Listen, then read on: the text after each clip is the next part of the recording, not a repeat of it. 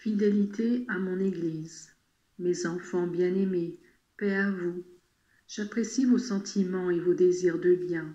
Ayez cependant toujours présent à l'esprit les devoirs de votre état et le respect que vous devez à la personne d'autrui, afin que le bien que vous faites ou que vous désirez faire ne cause pas de trouble en vous et dans les autres. Depuis le début de l'histoire, je suis présent parmi les hommes en tant que Dieu.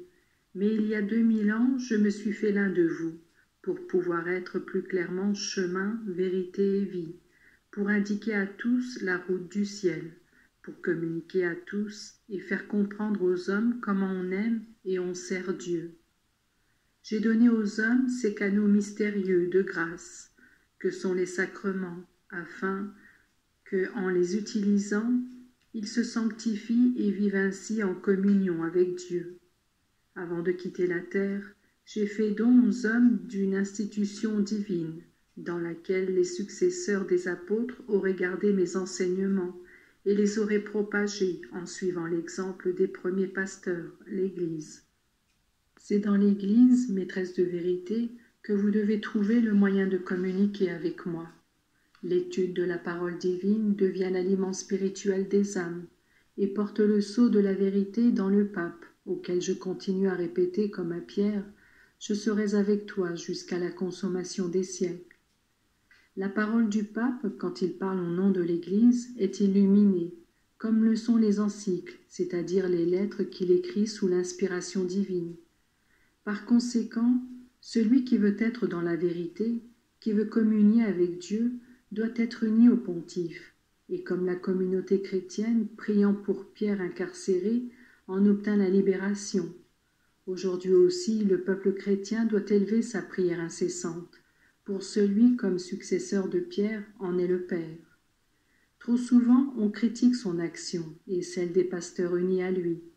Trop de fois, on construit des vérités à la mesure de ses propres idées ou de ses propres caprices. Mais la vérité est unique, et la morale aussi est unique. On ne peut pas les modifier sur commande. C'est l'Esprit Saint qui dirige l'Église, et à cette fin, il se sert du pape et des évêques. Malheureux ce fils qui ne comprend pas son père, ne l'aide pas, ne le respecte pas, et ne lui obéit pas. Et cela, je peux le répéter pour ceux qui n'ont pas pour le chef de l'Église cette dévotion et cette affection respectueuse que je désire de tout chrétien. Vous avez comme point fixe ceci: restez attachés à l'Église dans la personne du pape et des évêques, même s'y venaient des prophètes de toutes sortes pour vous annoncer des choses époustouflantes. Si vous ne reconnaissez pas en celle-ci l'enseignement de l'Église et de son chef, ne les acceptez pas. La vérité est une, le monde tend à l'oublier, et alors on néglige les commandements de Dieu et les préceptes de l'Église. On nie l'existence du péché, on ne croit pas à la présence active du démon, père du mensonge, et la sécurité dans l'infaillibilité du pape disparaît. Il est vrai que le pape est simplement un homme, et comme Pierre, il peut présenter ses limites. Qui plus que Pierre fut chancelant entre le bien et le mal? Je l'ai choisi pour sa foi, non pour sa force. Je l'ai choisi pour son amour, non pour sa science. Eh bien, ce sont cette foi et cet amour que je cherche dans mon vicaire, le pape. Et lui, dans son sacrifice continuel, dans l'accomplissement ponctuel de ses devoirs et dans l'amour universel qu'il porte à mes enfants, me donne ce que je désire. Le poids qui pèse sur ses épaules devrait être partagé par tous les bons, non seulement avec la prière, mais aussi avec le travail et l'apostolat.